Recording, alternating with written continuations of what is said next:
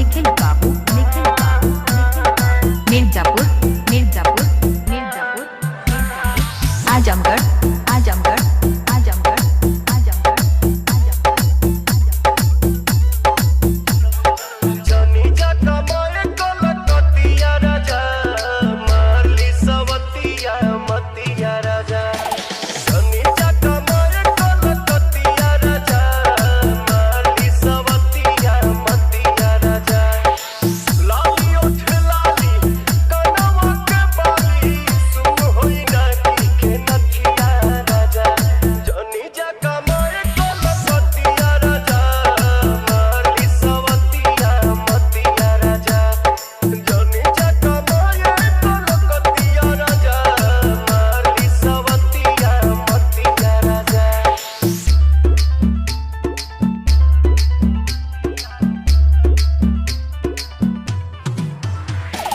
निखिल बाबू निखिल बाबू निखिल बाबू निखिल बाबू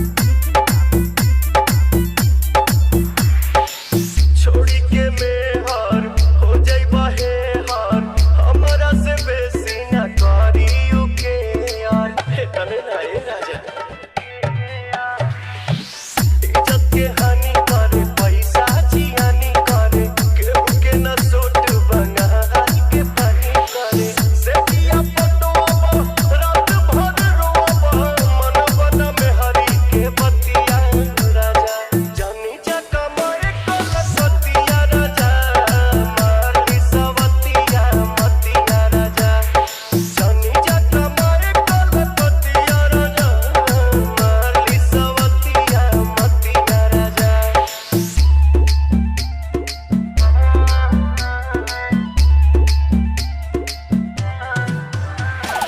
निखिल बाबू निखिल बाबू निखिल बाबू निखिल बाबू निखिल बाबू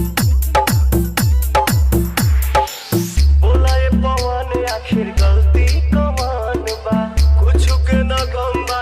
एके अलहम बा जइबा बंगाल तू तो उलझन में डाल के कोई बात जाके कहम नीकी निहाल के जानी जमाना तो हमारे लागी तना जाई न साई इज्जतिया राजा जानी जा कमाए कलकतिया राजा मारली सवतिया मतिया राजा निखिल बाबू निखिल बाबू कलकतिया राजा मिर्जापुर मिर्जापुर मिर्जापुर राजा आजमगढ़ आजमगढ़ आजमगढ़ आजमगढ़